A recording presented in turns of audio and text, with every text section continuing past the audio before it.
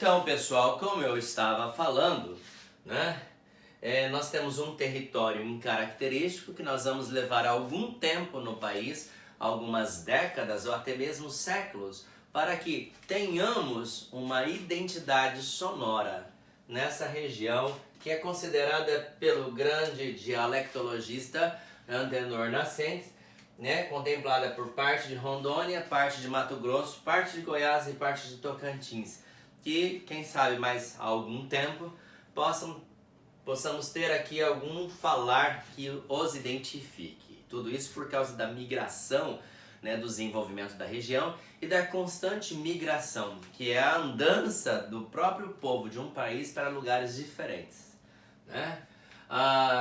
Nós temos, segundo ele, aqui as 6 áreas linguísticas no país. Nós temos 5 áreas, 5 regiões geográficas, formada por 26 estados e um Distrito Federal.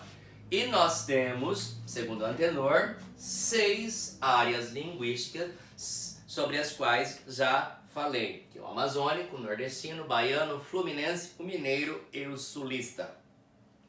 Estudamos as variações linguísticas, a variação linguística regional ou geográfica, que é chamada de variação diatópica. A variação linguística histórica, que é chamada variação diacrônica.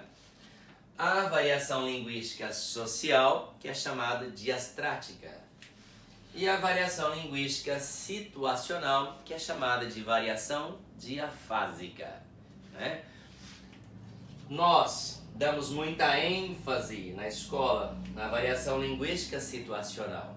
Por quê? Temos o aluno oriundo de uma informalidade, do lar, do bairro, da comunidade que o cerca, né, do grau de amistosidade ou de amizade que ele tem com as pessoas com as quais ele se identifica mais, né, com a equipe de time de futebol, né, com as brincadeiras, com um grupo de amigos. Nós temos o informalismo.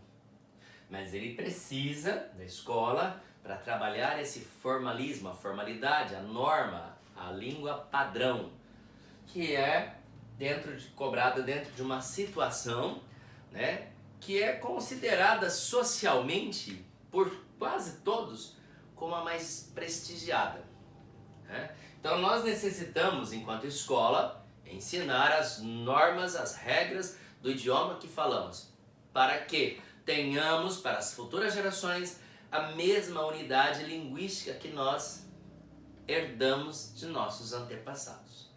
Um país, ele só é vencido quando o povo perde o idioma.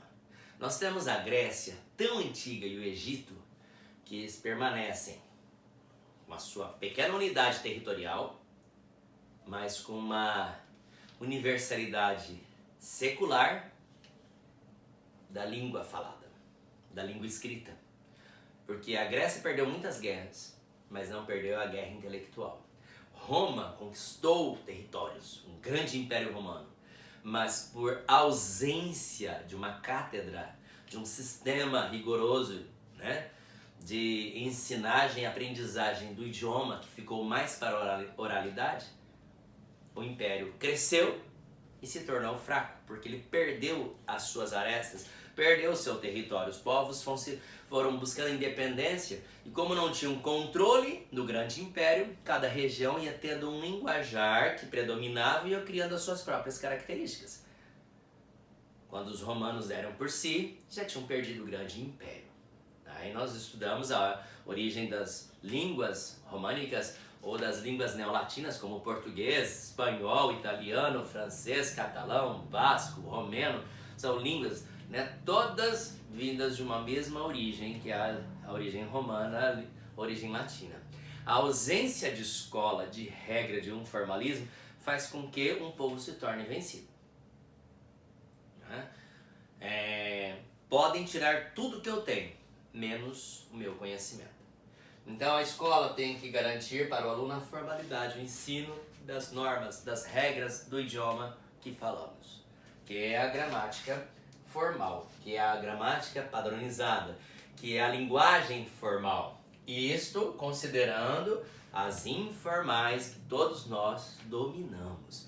nós chamamos isso de variação linguística situacional. Como eu já mencionei, nós acabamos usando as diferentes linguagens de acordo com a situação em que nos encontramos, de acordo com as situações ambientes, né?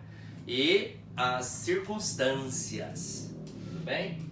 Nós temos que entender que todos os idiomas têm as suas variações. Eu não falei sotaque, então desmistificando muita coisa, sotaque faz parte da característica sonora de um povo. Não tem sotaque mais bonito e mais feio, não tem sotaque certo e sotaque errado. Sotaque toda língua tem, todo povo tem sotaque, todas as pessoas têm. E é um orgulho para a pessoa mostrar ao outro a sua forma de falar. Eu não falo porquê, eu moro no interior, eu falo porquê com todo gosto. Eu me identifico aqui.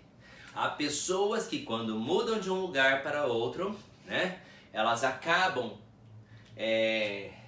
buscando um jeito de falar semelhante, elas têm mais facilidades. Eu sou uma dessas. Se eu for para o Nordeste morar lá, em um mês eu tenho certeza que eu esteja falando semelhante.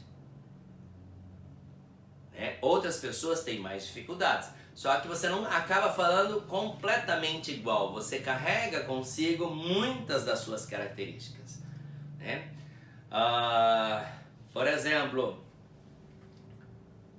nós falamos aqui no interior de São Paulo, o R final na escrita tem, mas na fala ele quase que desaparece, porque durante a questão da colonização, os índios tupis, guaranis, eles não falavam as consoantes finais e o L.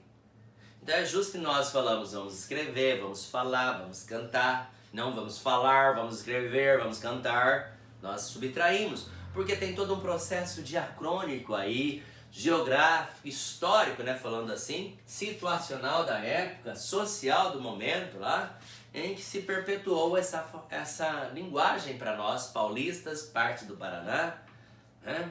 Então, entender que você pode pegar o sotaque de uma região, mas levar parte do seu. Sotaque é uma identidade da pessoa, é uma identidade de um grupo, de uma cultura, de uma região. Tá? Você pode achar bonito mas o outro também é bonito. Então não existe eu comparar qual cultura que é melhor, não tem comparação. Não tenho que falar que cultura X, que a linguagem X seja melhor que essa. Não tem. Eu posso me identificar mais com uma cultura, com uma linguagem, identificar menos com outra. Entende? Eu gostaria que da aula de variações linguísticas, os meus alunos e quem nos ouvir, passe a entender que variações linguísticas todos os idiomas têm. E as variações, elas se dão por diatopia, que são as variações diatópicas, por diacronia, que são as variações diacrônicas, e de forma diastrática e também de forma diafásica. Nós já mencionamos isso. Todas as línguas têm essas variações. Umas em maior intensidade, outras em menor intensidade. E que não tem falar melhor que o outro. E que nós não falamos a língua brasileira, nós falamos a língua portuguesa, com variações linguísticas devido à extensão gigante do nosso país. Mas países pequenos também têm suas variações, têm seus sotaques, têm suas maneiras típicas de falar uma região que é diferente da outra. Tá?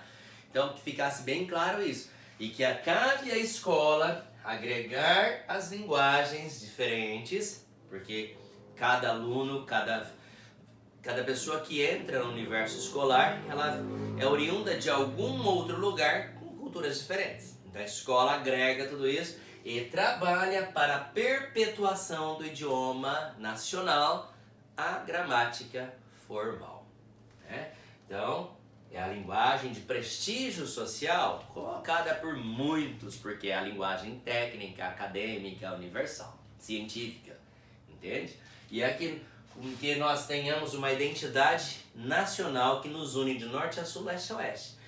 As linguagens com as suas variações, como eu já mencionei anteriormente, ela nos classifica enquanto seres paulistas, gaúchos, pernambucanos, amazonenses, rondonianos, matogrossenses, sul-matogrossenses, etc. cada qual tem a sua identidade. Agora, o que nos une enquanto nação diversificada é a linda e poética e maravilhosa e a mais linda flor do Lácio inculta e bela, a mais bonita, como já disse Olavo Bilac, a língua portuguesa. Eu espero que todos tenham entendido. Até a próxima aula e bom dia.